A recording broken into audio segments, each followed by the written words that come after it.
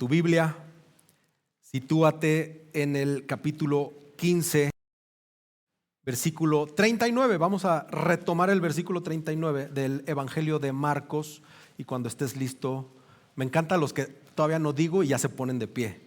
Nos ponemos de pie como un acto de reverencia delante del Señor, porque vamos a leer su santa palabra y merece toda nuestra adoración y respeto. Entonces, por eso nos ponemos de pie. Antes de leer, vamos a orar. Así que oremos al Señor. Señor, gracias. Eres nuestro Dios, te amamos. Te damos gracias por tu palabra. Espíritu Santo, tú instruyes a esta iglesia y te pedimos que hoy no sea la excepción, que hoy todos de aquí salgamos instruidos. Por favor, Señor, abre los ojos de aquellos que no ven las cosas espirituales. Por favor, Señor, transforma esos corazones que no te conocen y también el corazón de los que te conocemos y que erramos tu camino. Cambia, Señor, las vidas. Haz vidas obedientes y sujetas a la voluntad del Padre. Señor, que no haya distracciones, porque somos bien propensos a distraernos con cualquier cosa. Te amamos, Dios. Te amamos, Jesús. Bendícenos esta mañana, Señor. En tu nombre. Amén. Marcos capítulo 15, versículo 39. Vamos a retomar el 39. Viendo el centurión que estaba frente a él la manera en que expiró, dijo: en verdad este hombre era el Hijo de Dios. Había también, mirando de lejos, entre las que estaban María Magdalena, María la madre de Jacobo el menor y de José, y Salomé, las cuales, cuando Jesús estaba en Galilea, lo seguían y le servían, y había muchas otras que habían subido con él a Jerusalén. Ya al atardecer, como era el día de la preparación, es decir, la víspera del día de reposo, vino José de Arimatea, miembro prominente del concilio, que también esperaba el reino de Dios, y llenándose de valor, entró a donde estaba Pilato y le pidió el cuerpo de Jesús. Pilato se sorprendió de que ya hubiera muerto, y llamando al centurión le preguntó si ya estaba muerto. Y al comprobar esto por medio del centurión, le concedió el cuerpo a José, quien compró un lienzo de lino, y bajando el cuerpo de la cruz, lo envolvió en el lienzo de lino y lo puso en un sepulcro que había sido excavado en la roca, e hizo rodar una piedra a la entrada del sepulcro. Y María Magdalena y María la madre de José miraban para saber dónde lo ponían. Pasado el día de reposo, María Magdalena, María la madre de Jacobo y Salomé compraron especias aromáticas para ir a ungir el cuerpo de Jesús. Muy de mañana, el primer día de la semana, llegaron al sepulcro cuando el sol ya había salido, y se decían unas a otras: ¿quién nos removerá la piedra de la entrada del sepulcro? Cuando levantaron los ojos, vieron que la piedra, aunque era sumamente grande, había sido removida. Entrando en el sepulcro, vieron a un joven sentado al lado derecho, vestido con ropaje blanco, y ellas se asustaron. Pero él les dijo: no se asusten, ustedes buscan a Jesús el Nazareno, el que fue crucificado. Ha resucitado, no está aquí. Miren el lugar donde lo pusieron. Pero vayan, digan a sus discípulos y a Pedro: él va delante de ustedes a Galilea. Allí lo verán tal como les dijo. Y saliendo ellas, huyeron del sepulcro, porque un gran temblor y espanto se había apoderado de ellas, y no dijeron nada a nadie, porque tenían miedo. Amén. Pueden tomar lugar, su asiento. Hoy es el penúltimo mensaje o sermón de este Evangelio de Marcos.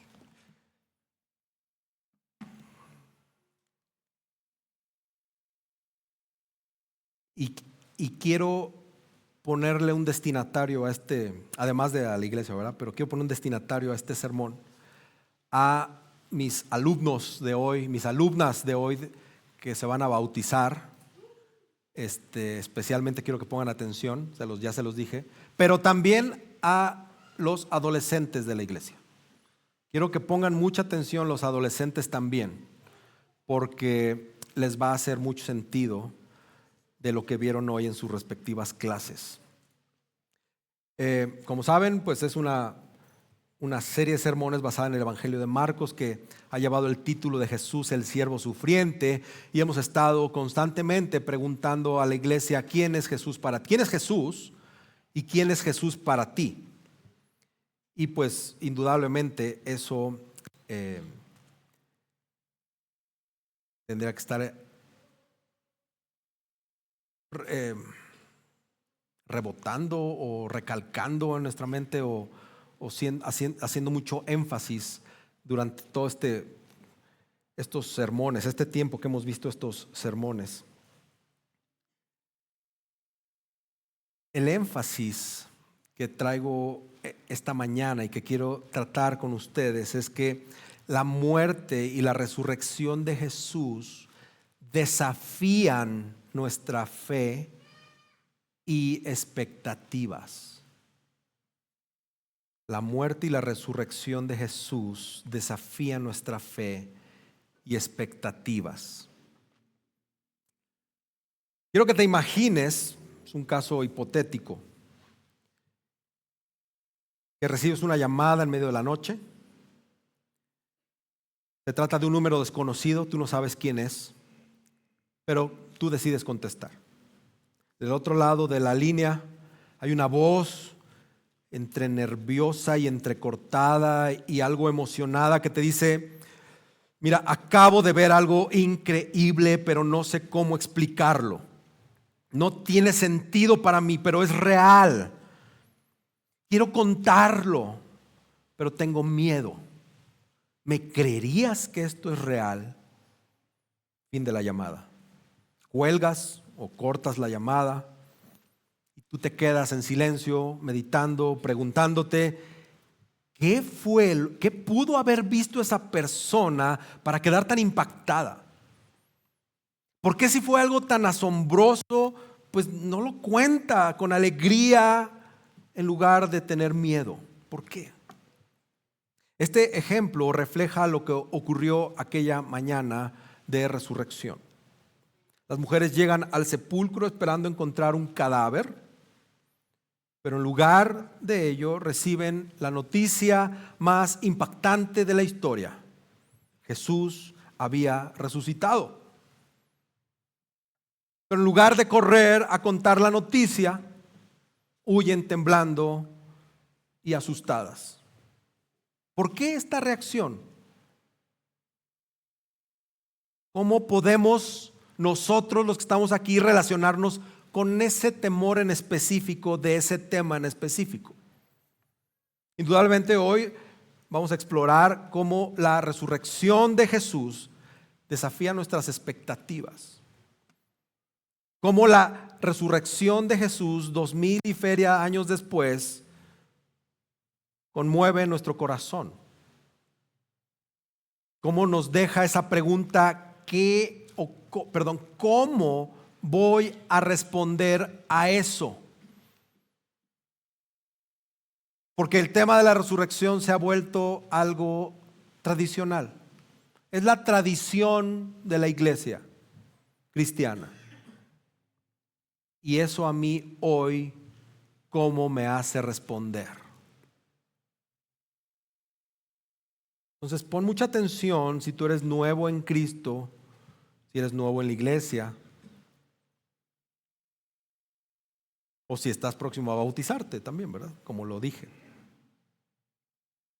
La muerte de nuestro Señor Jesucristo en la cruz fue y es el acto más trascendental del cristianismo. No hay otro evento en la historia de la humanidad que se le compare. Sin este hecho, nosotros no tendríamos fundamento de nuestra fe. Y además, no solamente se trata de nosotros, no habría salvación para el mundo, para la humanidad. La salvación sería imposible, simple y sencillamente. La resurrección del Señor Jesús no solamente es una historia conmovedora de aquel que estaba en la cruz y murió, o es un símbolo de amor, donde ahí se ve el acto de amor reflejado. Estamos hablando de la base de nuestra redención. Estamos hablando de la única esperanza que tenemos los pecadores, tanto en esta vida como en la eternidad. La muerte de Cristo, hermanos, es la base de nuestra salvación. En la Biblia se nos enseña claramente que sin el derramamiento de sangre no hay perdón de pecados. Hebreos 9:22. Jesús, el Cordero de Dios, murió para pagar el precio de nuestra culpa y para reconciliarnos con Dios. ¿Por qué es tan crucial su muerte? Porque cumplió la justicia divina. Dios no podía ignorar el pecado sin que hubiera una expiación justa. Romanos 3. Nos libró de la condenación eterna. Por el sacrificio del Hijo, los que creen en el Hijo tienen vida eterna. Juan 3:16. Esto fue un acto de amor supremo, hermanos. Dice Juan 15, nadie tiene un amor mayor que este, que uno dé su vida por sus amigos. Entonces, y por tanto, no debemos extrañarnos de que la muerte de Jesús hoy en día, hasta el día de hoy y por el resto hasta que Él venga, va a ser atacada y cuestionada su muerte. Va a seguir. Desde los tiempos de los apóstoles, a partir del día de la resurrección, ese domingo, hasta hoy, muchos han intentado desacreditar esa realidad, la realidad de su muerte y de su resurrección. Porque reconocer la muerte de Jesús implica aceptar su sacrificio y nuestra necesidad de ser salvados. Para despejar cualquier duda sobre la realidad de su muerte, los 4 evangelios presentan 3 testigos presenciales que certifican que Jesús realmente murió en esa cruz. Y esos testigos no eran ningunos ingenuos ni susceptibles de ser engañados. Su testimonio combinado de estos 3 grupos no deja lugar a ningún tipo de dudas. Primero, el centurión romano, por eso volvimos a leer el versículo 39. Este era un soldado experimentado en ejecuciones. Él conocía bien los signos de muerte, pero su declaración en el versículo 39 afirma con certeza que Jesús había muerto. Dice, verdaderamente este hombre era hijo de Dios. Cuando Pilato le pregunta si Jesús ya estaba muerto, el centurión confirmó el fallecimiento sin lugar a dudas. El otro grupo son las mujeres que siguieron a Jesús. Ellas presenciaron la crucifixión, presenciaron la muerte y la sepultura. Estas mujeres no eran desconocidas de Jesús o ajenas a Jesús. Dice que lo habían seguido desde Galilea y sabían perfectamente que Él había muerto y que era el mismo que ellas habían escuchado y al que habían acompañado por años. Más tarde son ellas las que van al sepulcro con la intención de ungir su cuerpo. ¿Y por qué lo querían ungir? Porque no estaban esperando una resurrección inmediata, sino que estaban seguras de que había muerto. Y el otro grupo es los que lo sepultaron. José de Arimatea y también Nicodemo, 2 hombres influyentes de la religión judía del Sanedrín, que tienen contacto directo con el cuerpo de Jesús, desfallecido, muerto, un cadáver. Y ellos no habrían cometido algún error de sepultar a un hombre vivo. No habrían tenido el cuidado de hacer la preparación del cuerpo que confirmaba que Jesús ya no tenía vida. Estos tres grupos de testigos con diferentes orígenes y con diferentes niveles de autoridad proporcionan la evidencia contundente. Jesús realmente murió. No fue un desmayo ni la pérdida temporal de su conocimiento. No hubo engaño ni ningún error al momento de sepultarlo. Ahora, Cristo, como ya lo predicamos anteriormente, no fue víctima del destino, no fue víctima de la injusticia ajena a su voluntad. Su muerte no fue accidental, hermanos. Su muerte no fue inesperada. Su muerte fue un acto de obediencia, un acto de entrega. Filipenses 2:8 dice, se humilló a sí mismo, haciéndose obediente hasta la muerte y muerte de cruz, ya se lo saben. Jesús mismo dijo en Juan 10:18, nadie me la quita, la vida, está hablando de la vida, nadie me la quita, sino que yo la doy de mi propia voluntad. Y este hecho nos recuerda que Jesús no fue un mártir pasivo, hermanos, sino que fue un Salvador que dio su vida voluntariamente para rescatarnos. Iglesia, esto tiene que quedar marcado en nuestras mentes. Jesús es el Salvador que dio su vida voluntariamente para rescatarnos. Nuestro Salvador murió real y verdaderamente. Y este pasaje de hoy, después de esta confesión culminante del centurión en la cruz, vemos cómo la historia nos habla de varias mujeres que visitan la tumba del Señor en la mañana de Pascua. Y también la historia de José de Arimatea, quien solicitó a Pilato el cuerpo de Jesús. Recuerda el énfasis o el argumento de este sermón. La muerte y la resurrección de Jesús desafían nuestra fe y expectativas. Todo esto que te dije te tiene que servir de contexto al pasaje de hoy. Porque si bien es un pasaje que habla de la resurrección de Jesús, pues directamente no voy a hablar de la resurrección de Jesús. Voy a hablar de la reacción de los testigos con respecto a la resurrección de Jesús, porque eso habla el pasaje. Y como primer punto es el contraste entre temor y valentía. Contraste entre temor y valentía. Como les decía, Marcos concluye el relato de la crucifixión mencionando a estas mujeres, a varias mujeres, ojo, que miraban desde lejos. Ellas lo siguieron hasta la tumba con la intención de volver después de la Pascua para ungir su cuerpo. Esto es una alusión al Salmo 38:11 que dice que los amigos del justo sufriente permanecen lejos. Sin embargo, cuando estas mujeres reciben la noticia de la resurrección, ¿cómo reaccionan?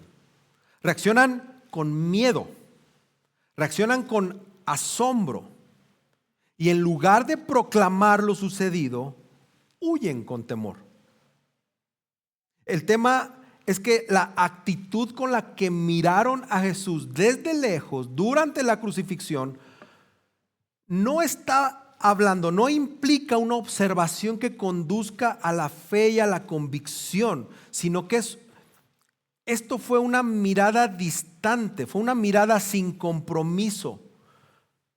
La connotación de la palabra mirar no es una connotación de contemplamiento, es una connotación de distancia, de alejamiento, de no compromiso. Estas mujeres, María Magdalena, María, la madre de Santiago el menor y de José, y la otra Salomé. Son mencionadas aquí. María Magdalena es reconocida en los 4 evangelios como la primer testigo de la resurrección. En el caso de la otra María, pues hay todo un debate en si es la madre de Jesús, pero en realidad no hay seguridad en ello. La verdad es que es irrelevante. Pero el que el autor mencione los nombres personales de estas mujeres es algo poco frecuente en el Evangelio de Marcos. Y esto hace un énfasis en la relevancia del hecho. Estas no solo sirvieron como testigos oculares de la muerte y de la sepultura de nuestro Señor Jesucristo. Un detalle crucial para validar la resurrección, el haber observado, sino que también está resaltando pues un punto teológico. Las mujeres, los discípulos escogidos, más bien las mujeres y no los discípulos escogidos, fueron las que permanecieron hasta el final. Y esto es algo importante, porque hemos visto el desarrollo y el desempeño de los discípulos a lo largo del Evangelio. Como dije, ya no vamos a cargarle mucha pila a los discípulos, pero aquí es inminente que no estaban. Y sí estaban estas mujeres, que aunque observaban de lejos, su presencia fue significativa. A diferencia de los discípulos varones que desaparecieron de la escena, simplemente no están mencionados. Estas mujeres siguieron a Jesús hasta su muerte. Y hay un énfasis por parte del autor de que ellas habían servido a Jesús desde Galilea hasta Jerusalén. No eran seguidoras esporádicas, sino eran discípulas comprometidas durante todo el ministerio de Jesús. En el Evangelio de Marcos, en este Evangelio, vemos solamente a 2 grupos de seres que sirvieron a Jesús: los ángeles y las mujeres. Y esto es un detalle revelador. El contexto o en un contexto donde los principales seguidores de Jesús, los discípulos a los que Él escogió, con los que convivió y comió y durmió y estuvo varios años con ellos, habían fallado en ese compromiso. El Señor escogió testigos inesperados para ese momento crucial en la historia de la humanidad.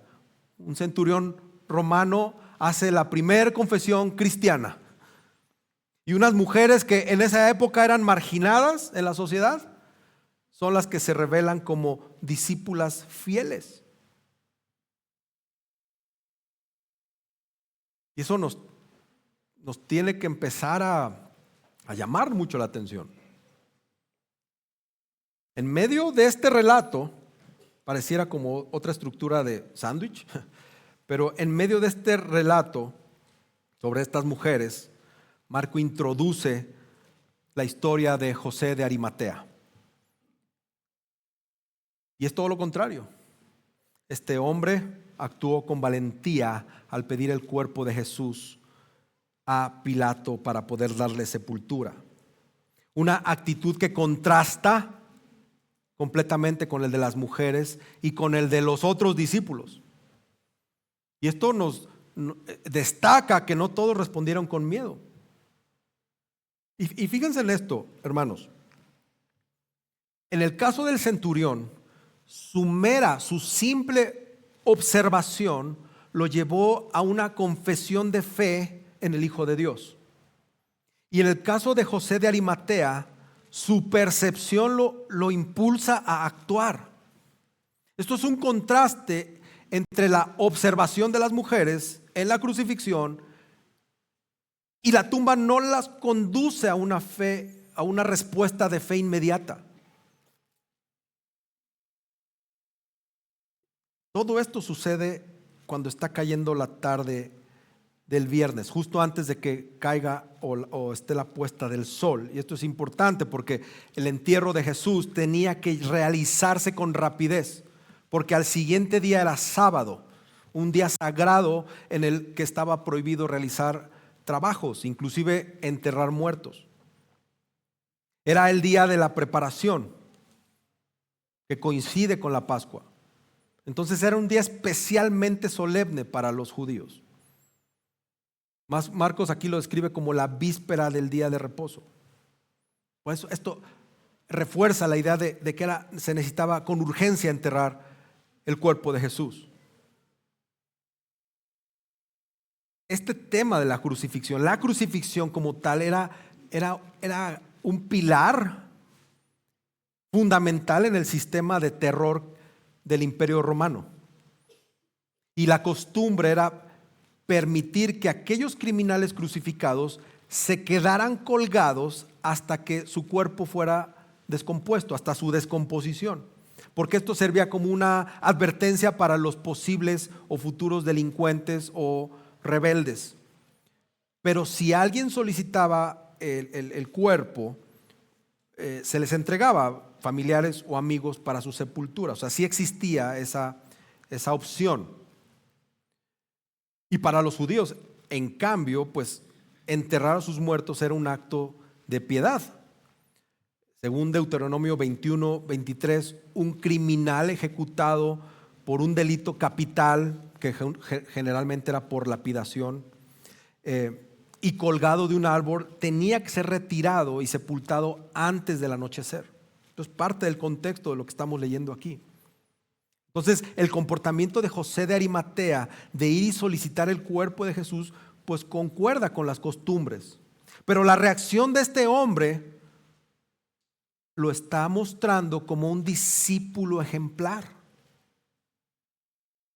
Él era miembro del Sanedrín, era un hombre respetado, influyente, honorable.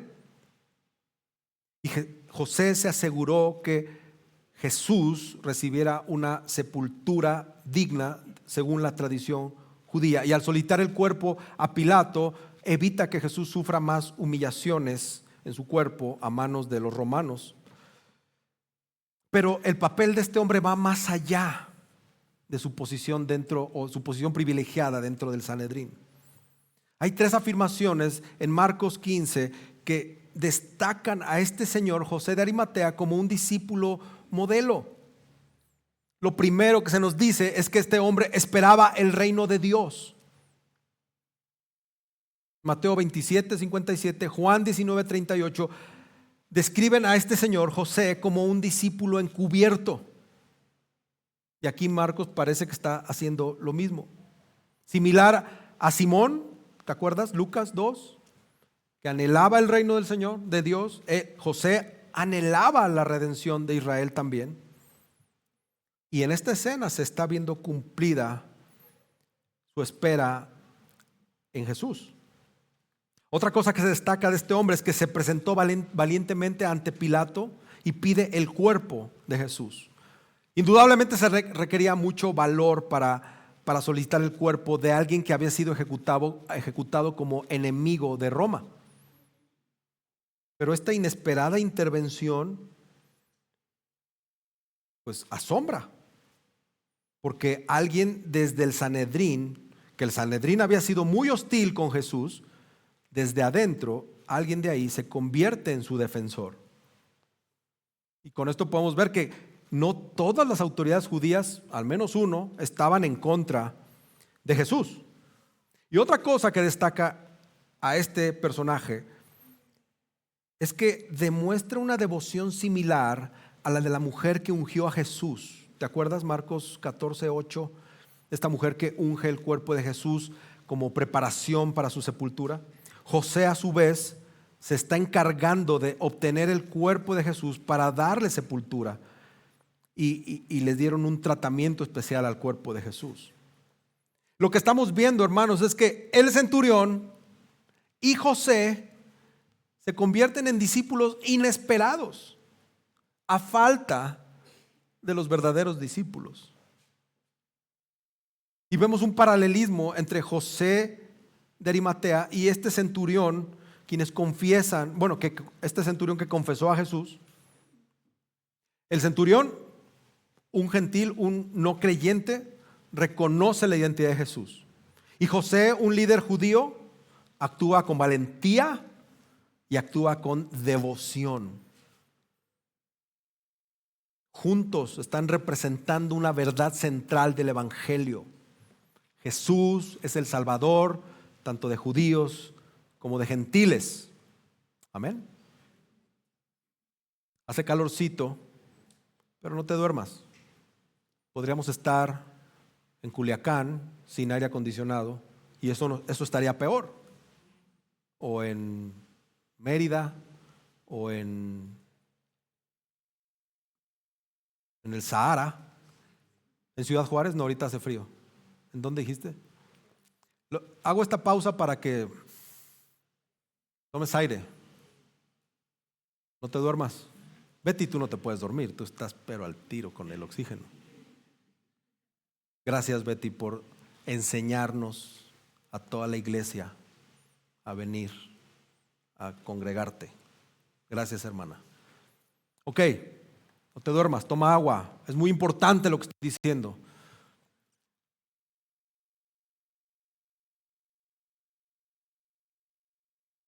Jesús, antes de eso, esto de José de Arimatea se muestra de alguna manera como un paralelo en Marcos 14 cuando Jesús es llevado al concilio. En ambos casos, Jesús y José de Arimatea dieron testimonio ante las autoridades. Ambos, Jesús y José de Arimatea, actuaron con valentía. Jesús ante el Sanedrín, José de Arimatea ante Pilato. Pero ve la diferencia de la reacción ante la muerte de Jesús. Pedro y las mujeres retrocedieron y lo hicieron con miedo, lo hicieron con incertidumbre. Y este contraste, hermanos, reafirma que un discipulado requiere valentía, un discipulado requiere fidelidad, especialmente en momentos cruciales. Estamos viendo en José de Arimatea la audacia, una audacia que contrasta con el temor de las mujeres. En la crucifixión ellas observan de lejitos. Y en la siguiente mañana están ansiosas por saber quién les va a mover la piedra del sepulcro y reaccionan con angustia y miedo ante la presencia del ángel cuando ven la piedra removida. La ansiedad de las mujeres por este detalle tan significativo, y esto es importante, sucede porque todos los hombres estaban escondidos. Todos los varones que seguían a Jesús estaban escondidos. Y las mujeres, en un contexto donde nada las favorecía, fueron. Y su asombro de alguna manera en la carne pues está justificado. Pero en todo esto, la piedra removida, no quiero dejarlo pasar, sugiere la resurrección de Jesús, afirma la resurrección de Jesús, comprueba que la resurrección de Jesús es enteramente un acto providencial, una obra que proviene de Dios. Y el papel del humano en todo esto solamente era la de ser un testigo ocular. Pero estas mujeres, en lugar de anunciar la resurrección a los discípulos que estaban escondidos en sus casas, como les había sido ordenado, pues las mujeres huyeron y no contaron nada a nadie. A diferencia de las mujeres, José no solamente se limitó a observar, sino que actuó con determinación y con valentía. José de Arimatea estaba esperando con expectativa el reino de Dios y él va con Pilato y se presenta con audacia. Quiero que por favor, hermanos, esta mañana analicemos juntos tus reacciones, nuestras reacciones con respecto de nuestra fe, con respecto a la resurrección del Señor Jesucristo. Olvídate de la teoría. Piensa en la práctica. La resurrección del Señor Jesucristo en ti, en tu fe, tus reacciones al respecto. La fe, hermanos, en la resurrección de Jesús nos llama a la valentía, nos llama a la acción. Nosotros somos los testigos de Cristo que han ido de generación en generación después de los apóstoles. José de Arimatea no solamente creyó en Jesús en lo secreto, sino que después de su muerte actúa con valentía y va con las autoridades y pide el cuerpo para poder sepultarlo. Si no lo hacía él, nadie lo iba a hacer. Los otros collones estaban escondidos. Este hombre actuó con valentía. Y hoy, hermanos, la resurrección de Jesús nos está desafiando a vivir nuestra fe con audacia, sin temor al rechazo, a la oposición. Algunos han vivido oposición. Casi todos o la mayoría provenimos de un hogar católico. Y cuando se enteraron que nos hicimos cristianos, que fuimos salvados por gracia, por la fe en Jesús, nos criticaron, nos rechazaron. Otros de otras religiones o ateos o los que quieran, se ríen de nosotros por creer en Jesús resucitado. A esas oposiciones me refiero. No podemos ser discípulos solo de teoría, hermanos. Nuestra fe se tiene que traducir en acciones concretas, en acciones palpables. Y yo pregunto, ¿vivimos de una manera que refleja que creemos en un Salvador resucitado? ¿Realmente vivimos como personas que creen en un Salvador resucitado?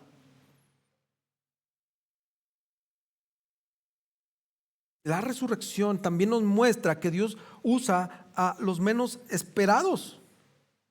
Dios eligió a testigos de la resurrección, a personas inesperadas, a un centurión romano, es experto en asesinatos. Selecciona a un miembro del Sanedrín y a un grupo de mujeres. Esto nos enseña que la resurrección de Jesús no es solo para los dignos, es para todos los que responden con fe. Y hoy vuelvo a preguntar, o pregunto, ¿somos testigos activos de la resurrección? ¿O simplemente nos gusta quedarnos al margen? Que ese trompo se lo eche otro. Yo calladito, mejor atrás de la barrera. Y esto hay un factor interesante porque el temor nos impide proclamar la resurrección. Pero la fe, hermano, nos tiene que impulsar a proclamar la resurrección. Hoy, 2025, es necesario, es trascendental que todos aquí proclamemos todavía la resurrección de Jesús. Los que son padres de niños pequeños le tienen que estar enseñando a sus hijos que Jesús resucitó. Ese es el círculo tal vez más íntimo de generación en generación. Pero también lo tienes que hacer con el vecino o con el amigo o con el compadre que no cree en Cristo y que es un cerrado. Con fe y con valentía tienes que ir y decirle: Cristo resucitó.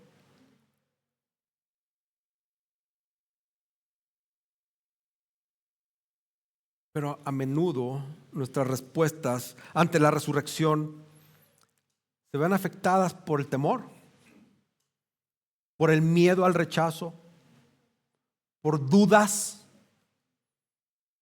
por temor a lo desconocido. Es que así como que a mí me conste que Jesús resucitó, no lo sé. Mejor no me meto en esos temas. Mejor nada más digo que por fe resucitó y ya. Y si alguien me pregunta, le digo al pastor: pastor, ¿me puede ayudar? O al hermano: ¿me puedes ayudar? Es que fíjate que tengo un primo que... la resurrección de Jesús no es una noticia para que guardemos en secreto, es un mensaje para proclamar con valentía.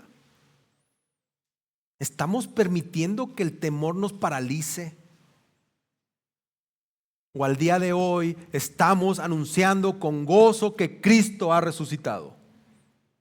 Porque otra vez, en este ambiente controlado de cuatro paredes, cantar que Cristo resucitó, Él vive hoy, ¿no? Bien bonito, lo cantamos todos y alzamos unos las manos, otros no, otros de su corazón dicen Él vive hoy. Pero allá afuera se nos quita. Ya salí del ambiente controlado.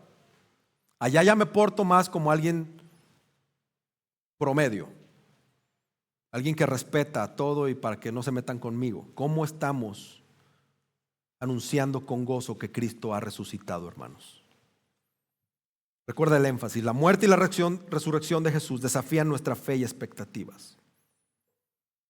Luego, vemos algunos temas de ironía y de paradoja con respecto a la resurrección. La ironía es una expresión de dar a entender algo distinto a lo que se dice, mientras que la paradoja es una afirmación o una situación que parece absurda, pero puede ser cierta. Entonces, la narrativa de la pasión y la resurrección de Jesús está llena de ironía y de paradojas que desafían cualquier expectativa humana, pero que revelan el sorprendente carácter del reino de Dios y de nuestro Señor Jesús. Y primero, la aparente derrota de Jesús en la cruz fue en realidad una victoria definitiva. Amén.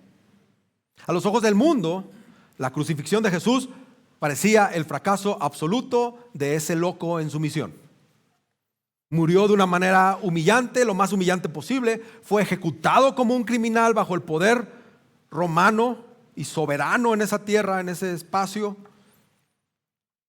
Sin embargo, lo que parecía su mayor derrota se convierte en el momento de su más grande triunfo.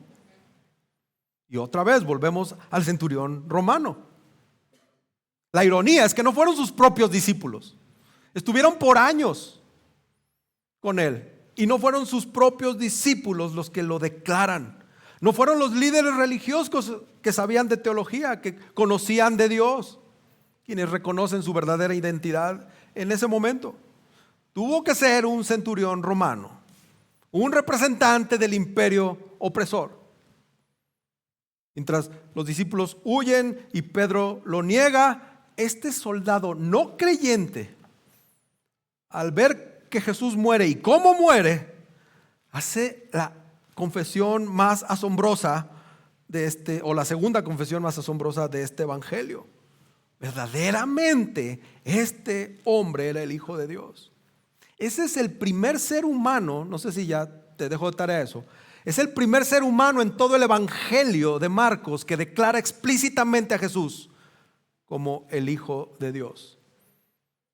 Porque el que primero lo hace es Dios Padre. Marcos 1:11. Los que después lo hacen en 1:25, 3:11 y 5:7 son los espíritus inmundos. Y el primer ser humano es un gentil. Esta declaración da un giro inesperado en la historia. Es un extranjero, un enemigo de los judíos. Resulta que comprendió de mejor manera que sus propios seguidores.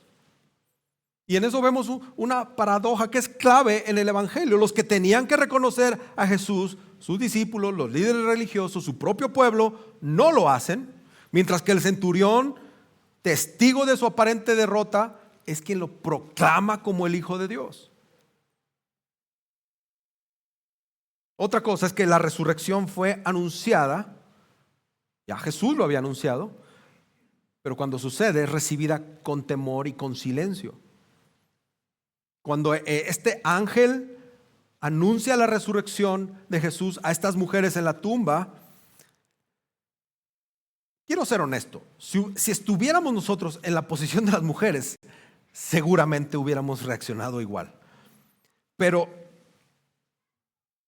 lo que no podemos imaginar es que nosotros no vivimos con Jesús y ellas y los discípulos vivieron con Jesús Y Jesús, siendo el Hijo de Dios, les dice que va a resucitar. Y en lugar de haber provocado alegría, en lugar de haber provocado proclamación y una celebración inmediata,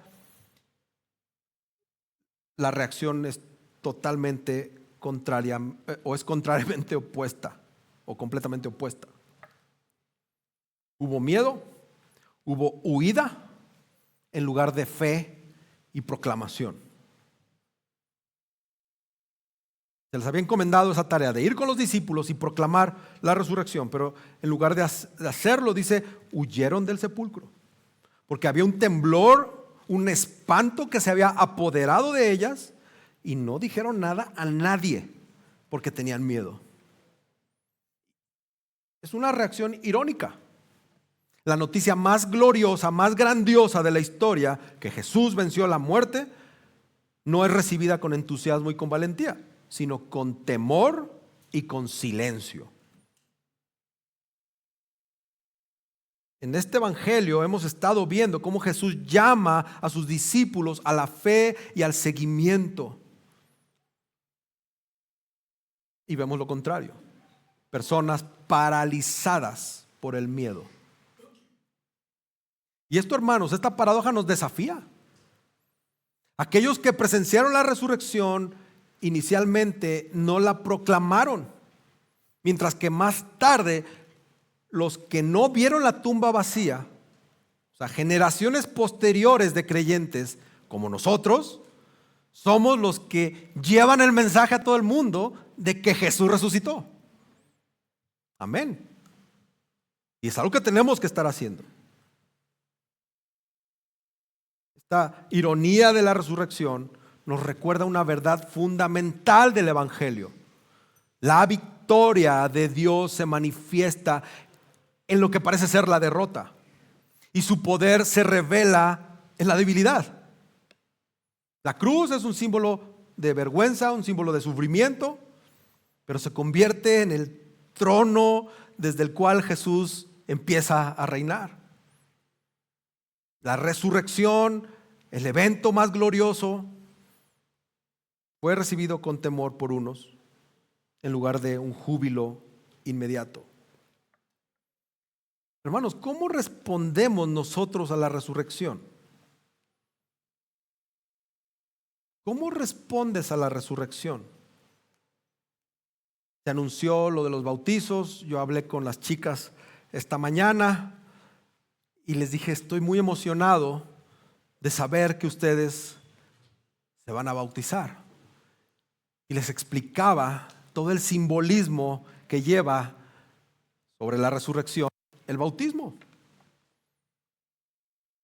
Y quiero atreverme a adelantarme a sus testimonios y al acto que van a cometer ellas de obediencia en fe, a que están respondiendo positivamente a la resurrección.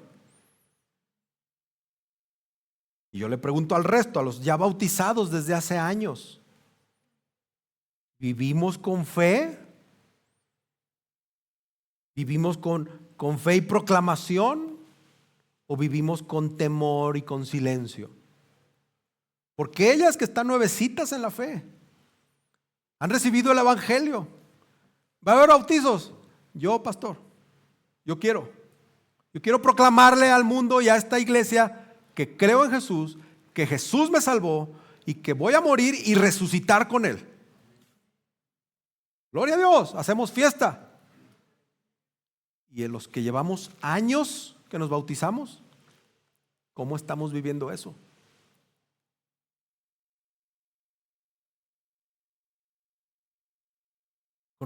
El reconocimiento de Jesús no depende, hermanos, de la posición o el conocimiento que tengas de Él.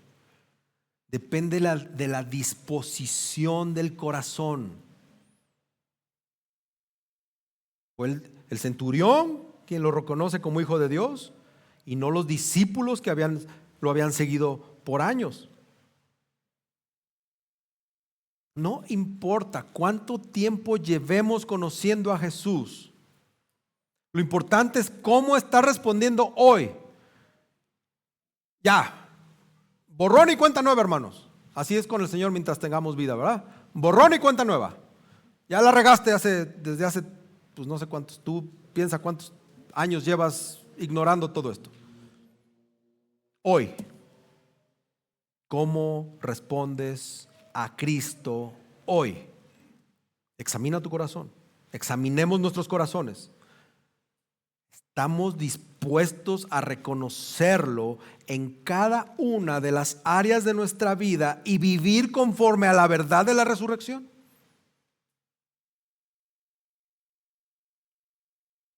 Antes en los grupos hacíamos esta pregunta: ¿cómo el Evangelio, cómo la vida, obra, muerte y resurrección de Jesús te afectó esta semana?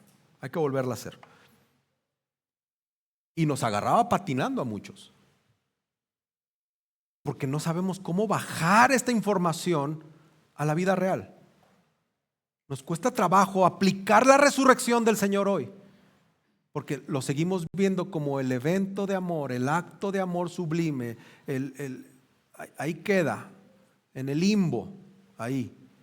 Pero acá abajo, ¿cómo lo aplico? ¿Cómo lo vivo? ¿Cómo respondo? ¿Cómo reacciono? Porque la resurrección no debe ser recibida con temor o con silencio, sino con fe y proclamación. Las mujeres reaccionaron con miedo y se quedaron en silencio. Pero nosotros, muchas veces nosotros nos quedamos callados sobre nuestra fe por temor al rechazo, por miedo al rechazo, por miedo a las dudas, a las preguntas incómodas que nos pueden hacer, a hacer el ridículo de que se empiecen a mofar de nosotros. Quizás desde nuestra propia casa. Ay, ¿cómo es posible que tú creas en un Dios muerto? Porque no lo puedes ver, porque no te consta que resucitó. Hermanos, no permitamos que el miedo nos impida compartir el mensaje de Jesús. Estamos llamados a eso. Tenemos que ser valientes y hablar de su amor, hablar de su resurrección con palabras y también con nuestro testimonio diario. Amén. Amén. Ya voy a acabar.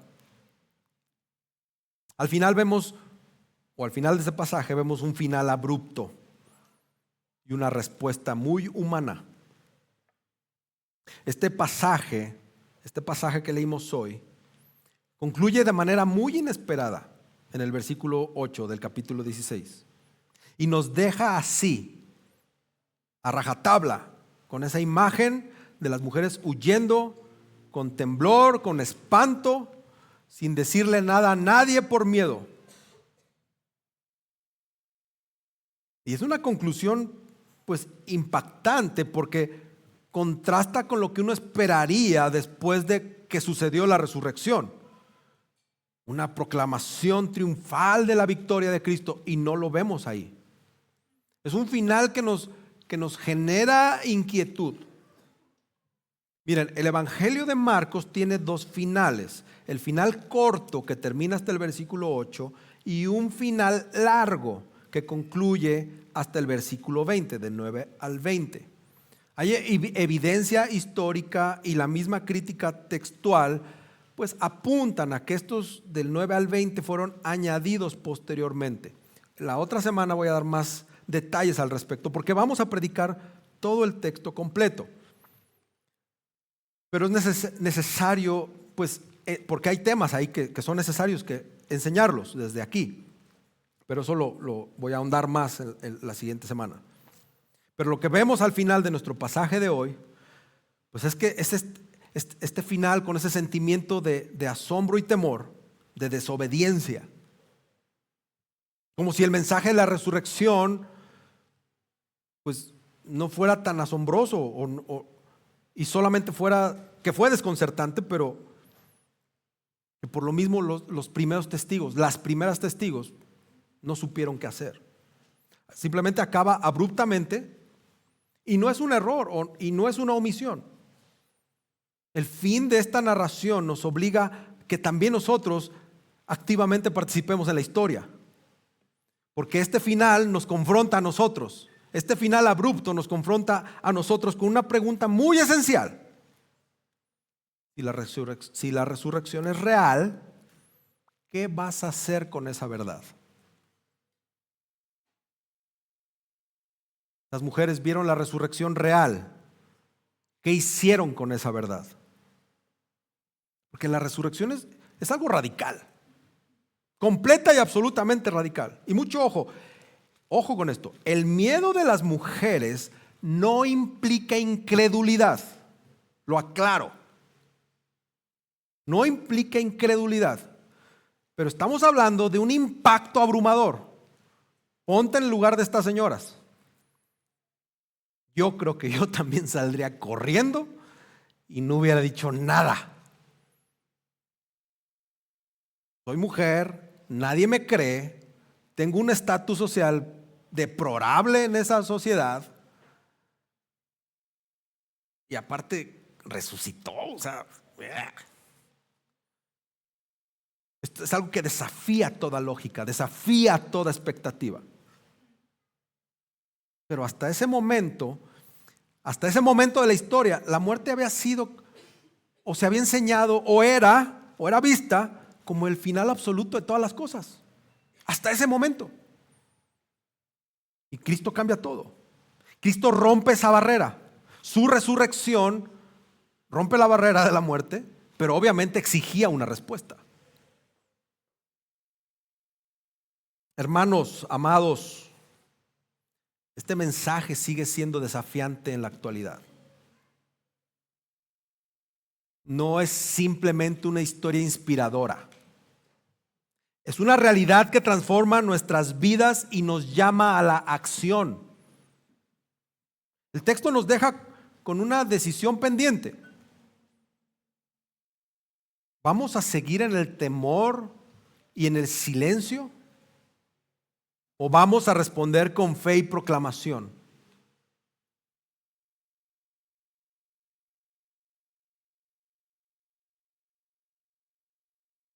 No me gusta hablar de otras denominaciones, pero anhelo que a veces seamos como otras denominaciones, hermanos.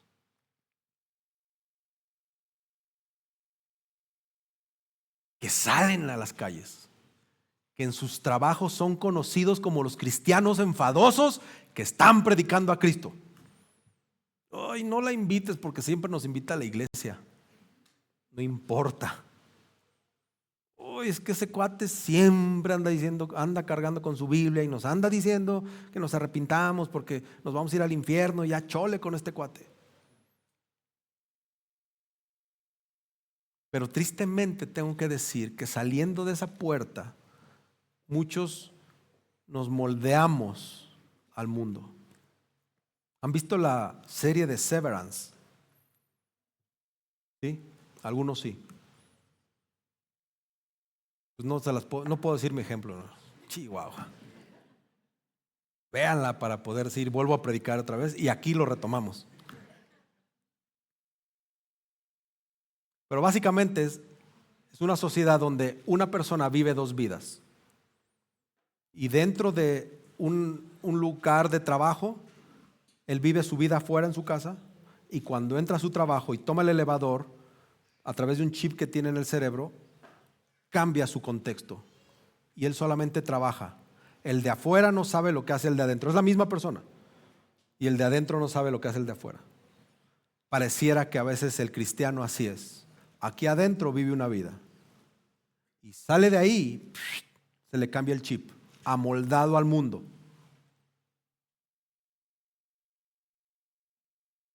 La resurrección demanda una respuesta personal, hermanos. La resurrección demanda una respuesta personal. Así como acaba este mensaje tan abruptamente sobre la resurrección, es un tema que no solamente es para ser escuchado, es para ser vivido por nosotros. Las mujeres en la tumba fueron espectadoras. Ellas recibieron un llamado a actuar. Nosotros también estamos llamados a responder ante el mensaje del evangelio y la resurrección. ¿Cómo estamos actuando? ¿Cómo estás actuando el mensaje del evangelio allá afuera. Vivimos como personas que realmente creen en la resurrección de Cristo. O es como esos temas teológicos que dices, esos mejor no los toco porque son demasiado teológicos. Están muy arriba de mí y no quisiera yo tener que explicar la Trinidad porque eso mejor no lo tomo. ¿Es este el mismo caso de la resurrección de Cristo? ¿Cómo te impacta esta verdad de la resurrección en tu manera de enfrentar la vida, en tu manera de enfrentar las dificultades, en tus propósitos? ¿Estamos dispuestos a compartir con otros la esperanza que tenemos, que Cristo vuelve y que si morimos veremos a Cristo y un día resucitaremos? ¿Realmente es un tema que tú lo anhelas, pero también lo vives aquí en este lado de la eternidad? Tómate unos segundos ahí donde estás sentado. Evalúa tu vida. Evalúa tu cristianismo. Si la resurrección es real, que lo es, ¿cómo debería de afectar mi manera de vivir hoy? ¿Cómo la resurrección afecta a quién soy y lo que hago? El temor no debe de frenar nuestra proclamación. Ese mensaje fue un mensaje que cambió el mundo. Nuestro mensaje de la resurrección como iglesia, nuestro mensaje de la resurrección a los de afuera es para que cambie el mundo allá afuera. ¿Alguien te predicó? ¿Alguna vez escuchaste la palabra? ¿En algún punto de tu vida alguien te dijo, Cristo murió en la cruz por tus pecados? Lo sepultaron y al tercer día resucitó. Y al tercer día resucitó. ¿Y eso cambió tu vida? ¿Sí o no? Dijiste, yo quiero eso. Algo me llama que sí existe. A lo mejor no sabes describir la Trinidad, pero sabes que existe.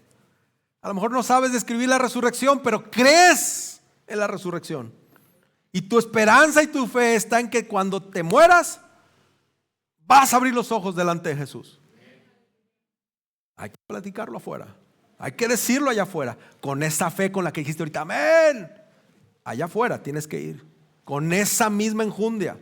Con ese mismo valor al que tienes aquí, decir amén. Y que no te importa que el de al lado sea nuevo y te diga, ay, este cuate, ¿por qué dice que ama a Jesús? ¿O por qué levanta las manos? ¿O por qué dice amén? Con esa misma seguridad que estás aquí, hay que hacerlo allá afuera. Quiero que reflexiones en esto. ¿Cuáles son los temores que te impiden compartir el mensaje de Jesús? Porque nuestras hermanas que se van a bautizar, pues ahorita lo van a traer así fresquito, fresquito. Y mañana Lisette en la escuela va a ir a predicar el evangelio. Y Socorro mañana, ¿dónde está Socorro? Va a ir a predicar el evangelio. Diana no está porque no la dejaron salir del trabajo, pero va a ir a predicar el evangelio. Y Nayeli va a ir a predicar el evangelio porque se va a bautizar. Y la bola de nosotros, del resto que estamos aquí. Digo, hermano, lo que más deseo es que me callen la boca y que me digan, pastor, gané 5 para Cristo hoy. Eso es imposible en esta época del año. Seguimos en la encuesta de enero y lo de Trump. ¿Cuántos has ganado para Cristo? No me respondas.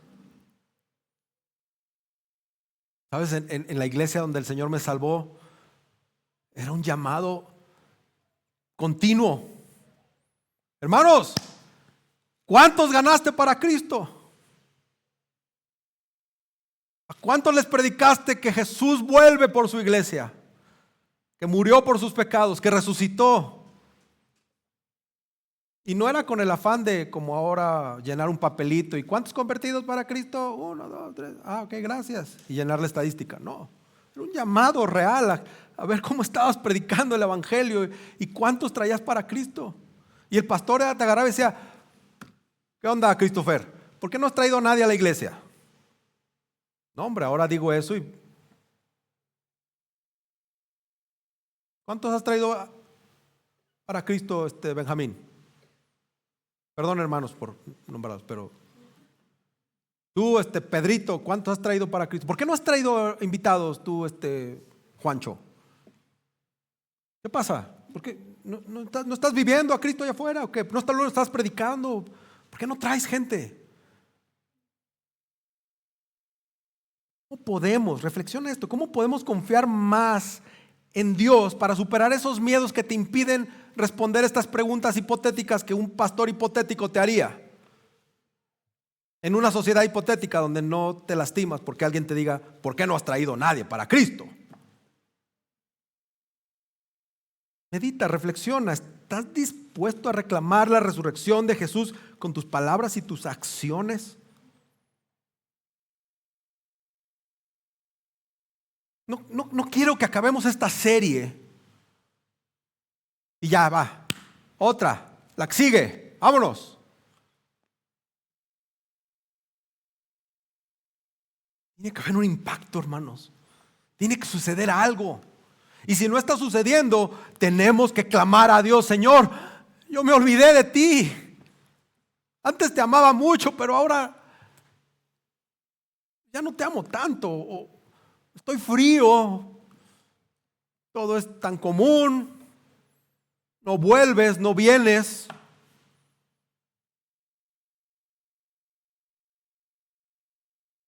Quiero concluir con esto.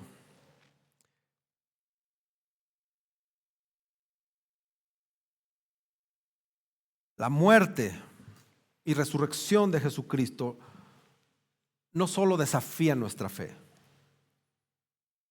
nos exigen, hermanos, una respuesta.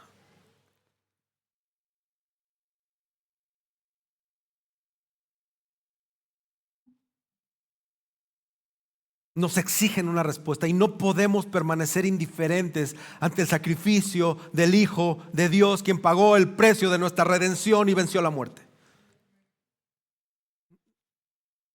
No podemos quedar igual.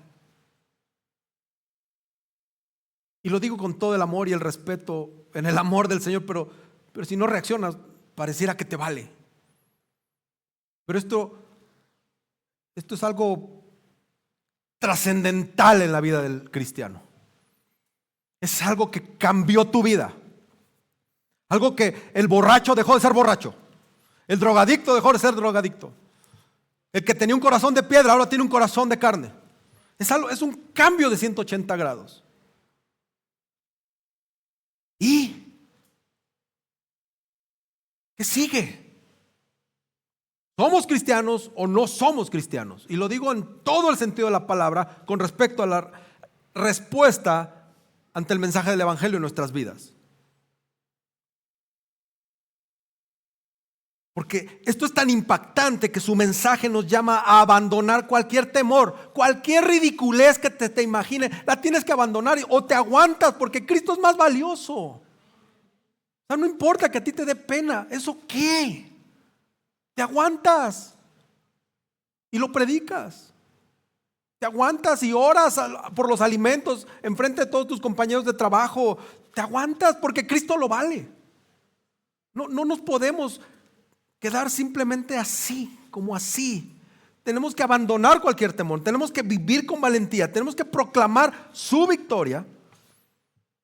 No solo en tu mente. Con tu mente, con tus palabras, con tus acciones. Hermanos, hoy voy a hacer algo que nunca he hecho en Coramdeo. Hoy es un día perfecto para arrepentirse y depositar nuestra confianza en Él. Si tú no eres cristiano, te ruego, no tardes más. Con fe, entrégale tu vida a Cristo y experimenta el poder transformador de su gracia. Porque Cristo ha resucitado, hermanos. Y eso cambia todas las cosas. Vamos a orar.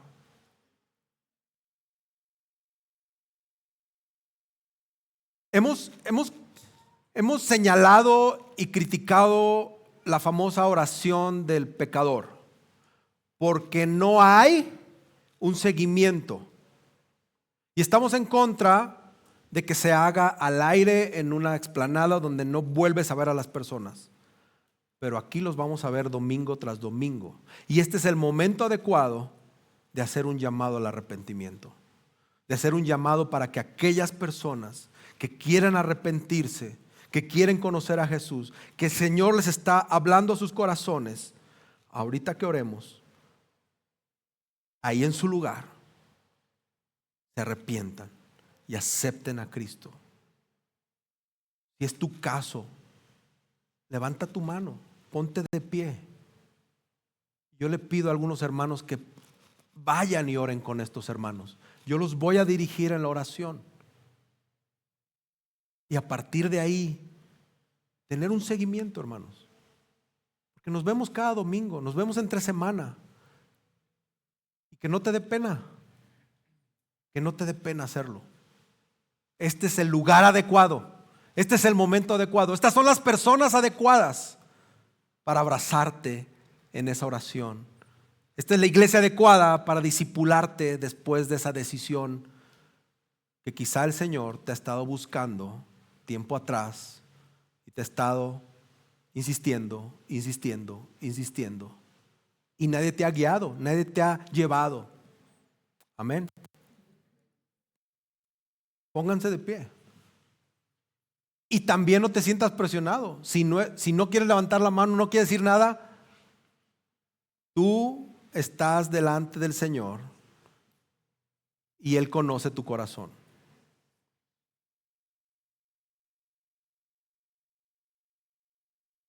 Señor, gracias por esta palabra tuya. Gracias por esta iglesia. Gracias, Señor, porque tenemos tu palabra revelada en la Biblia. Gracias porque tenemos la capacidad intelectual de leerla. Y gracias porque tenemos al Espíritu Santo en nosotros que nos convence que esto es verdad y nos convence de que estamos alejados de tus caminos. Señor, que vivamos con valentía nuestra fe.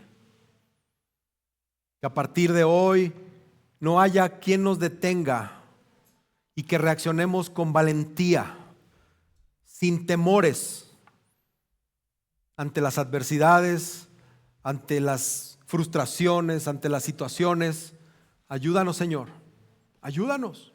Te necesitamos, Espíritu Santo.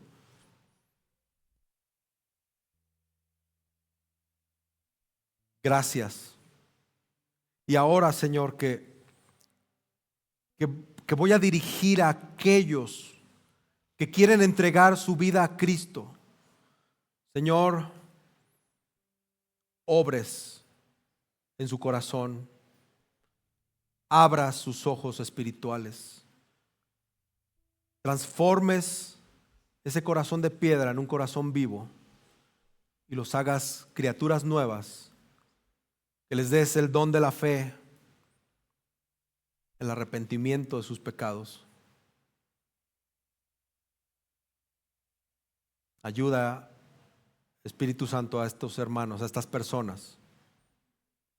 Y si es tu caso, en tu mente, ahí donde estás, sigue esta oración, haz la tuya. Señor Dios Todopoderoso, vengo ante ti con un corazón humillado y arrepentido, reconociendo que he pecado contra ti en pensamiento, en palabra y en obra. Apártame, Dios, de mis caminos equivocados y clamo a ti, Dios, por tu misericordia.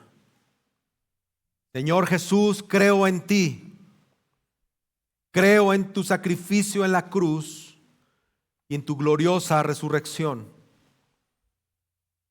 Te recibo como mi Señor y Salvador y te entrego mi vida completamente.